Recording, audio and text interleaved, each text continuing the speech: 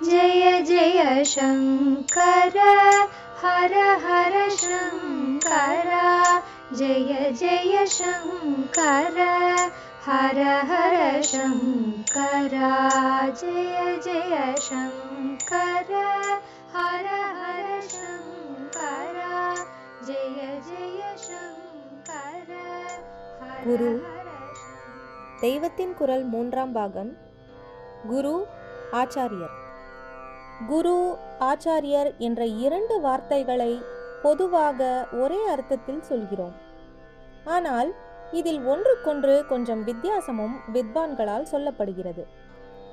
ஆச்சாரிய இலக்கணம். ஆச்சாரியர் என்பதில் ஆச்சரணம், ஆச்சாரம், சர என்ற வார்த்தைகளின் சம்பந்தம் இருக்கிறது. சர என்றால் நடப்பது, சரிதம், சரித்திரம் என்றால் நடத்தை, அதாவது காண்டக்ட்.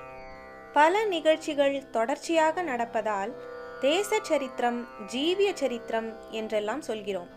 நின்றபடி இல்லாமல் ஒரு ஒழுங்கில் தொடர்ந்து போவதுதானே நடை.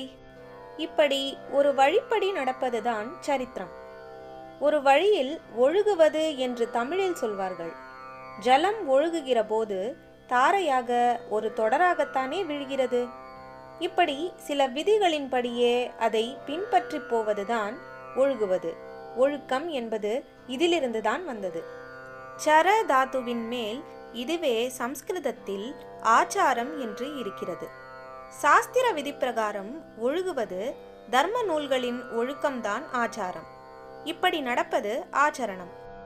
ஆச்சாரியனுக்கு முக்கியம் இப்படி ஒரு ஒழுங்குமுறையில் நடந்து காட்டுவது. பேசிக்காக, அதாவது அடிப்படையாக சகல ஜனங்களுக்கும் சாதாரண தர்மங்கள் என்பதாக அஹிம்சை, சத்தியம் முதலிய ஒழுக்கங்கள் இருப்பதோடு நம் இந்து மதம் ஒன்றுக்குள்ளேயே அநேக சம்பிரதாயங்களுக்கு தனி சாஸ்திரங்கள் ஏற்பட்டு அவற்றில் தனித்தனி ஒழுக்கங்களும் சொல்லியிருக்கிறது. வைஷ்ணவர்களுக்கென்று ஒரு ஆச்சாரம், மாத்வர்களுக்கென்று ஒன்று, சைத்தன்யர், நிம்பார்க்கர், இப்படி பல பெயரில் தனித்தனி ஒழுக்கங்களும் பழக்கங்களும் வழக்கங்களும் இருக்கின்றன. சைவர்களுக்கென்று தனி சாத்திரங்கள், அவர்கள் இன்னின்ன இப்படி இப்படி பண்ண வேண்டும் என்ற விதிகள் இருக்கின்றன.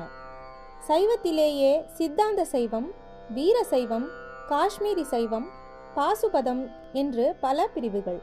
வைஷ்ணவத்துக்குள்ளேயும் இப்படி ஏகாந்திகள், பாஞ்சராத்திரிகள், வைகானசர்கள் என்று சப்செக்ஷன்ஸ் உண்டு. ஒவ்வொன்றுக்கும் ஒரு செட் ஆஃப் ரூல்ஸ், அதாவது விதியமைப்பு முறை இருக்கிறது.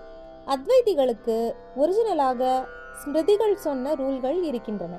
இப்படி ஏதாவது ஒரு சம்பிரதாயத்தை சாஸ்திரோக்தமாக தானே அனுஷ்டித்து காட்டுகின்றவன் தான் ஆச்சாரியன்.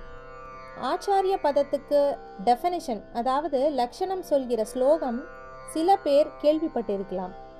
ஆசினோதி ஹி சாஸ்திரார்த்தாத் ஆச்சாரே ஸ்தாபயத்யபி ஸ்வயம் ஆச்சரதே யச்ச தம் ஆச்சாரியம் பிரசக்ஷதே. எவன் சாஸ்திரத்தின் அர்த்தங்களை ஆராய்ந்து பிறருக்கு அதை போதித்து என்பது இங்கே அண்டர்ஸ்டுட், சொல்லாமல் சொன்னது. பிறரை அந்த சாஸ்திரங்களின் விதி பிரகாரம் நடக்க பண்ணுகிறானோ, இப்படி பிரத்தியாரை ஒரு ஆச்சாரத்தில் நிலைநாட்டுவது மட்டுமில்லாமல் என்பதும் அண்டர்ஸ்டுட்.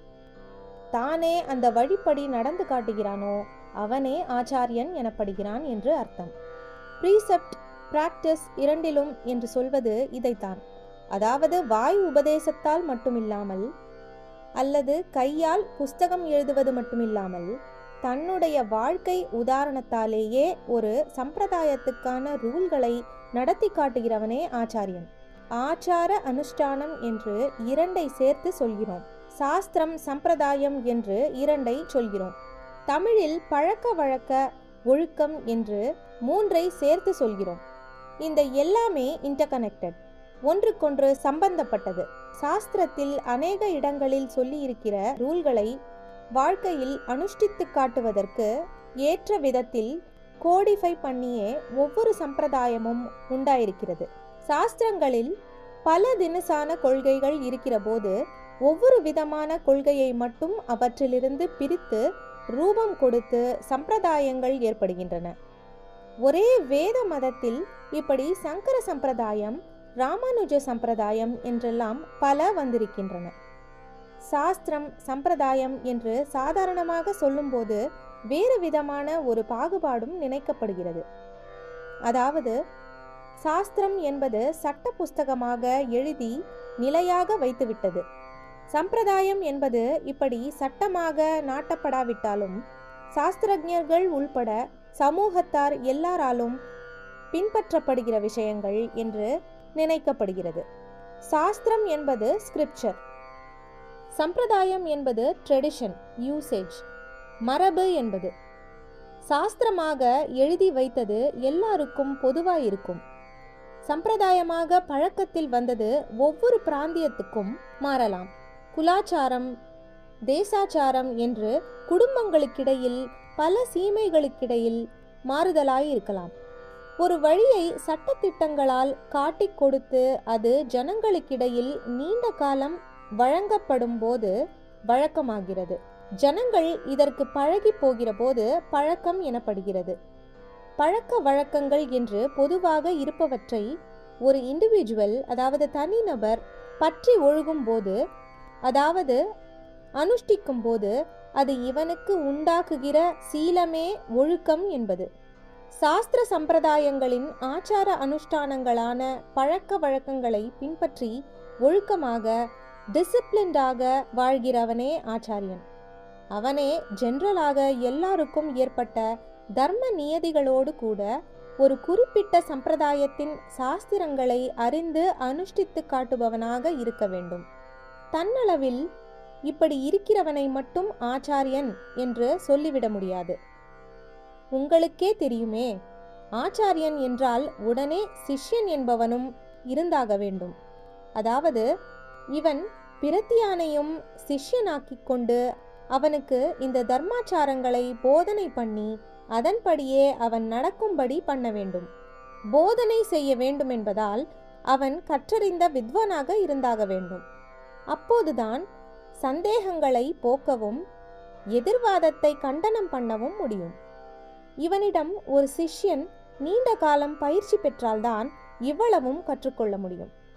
இந்த காலத்தில் ஆச்சாரியர்கள் என்பவர்களின் இடத்தில் ஆசிரியர்கள், அதாவது பள்ளிக்கூட டீச்சர்களும் காலேஜ் ப்ரொஃபஸர்களும் இருக்கிறார்கள். ஆனால் இங்கே சொந்த வாழ்க்கையிலும் சரி, போதிப்பதிலும் சரி, தர்மங்களின் சம்பந்தமே இல்லாமல் இருக்கிறது. பழைய காலத்திலும் பௌதிக வித்யைகளையும் கலைகளையும் சொல்லித் தருகிற ஆச்சாரியர்கள் இருக்கத்தான் செய்தார்கள். கிருபாச்சாரியார், துரோணாச்சாரியார் என்று தனுர்வேதம், வெறும் ஆயுத பயிற்சி சொல்லிக் கொடுத்தவர்களையும் அந்த நாளிலேயே ஆச்சாரியர் என்று சொல்லியும் இருக்கிறார்கள். இவர்கள் எல்லாரும் கூட தர்ம சாஸ்திர சம்பிரதாயங்களை அறிந்தவர்களாகவும் சொந்த வாழ்க்கையில் பின்பற்றி தங்களுடைய வித்வத், திறமை இவற்றுக்காக மட்டுமின்றி நடத்தைக்காகவும், அதாவது ஆச்சரணைக்காகவும் மதிப்பு பெற்றவர்களாகவும் இருந்திருக்கிறார்கள். ஜெய ஜெய சங்கர, ஹரஹர சங்கர, மகா பெரியவா சரணம்.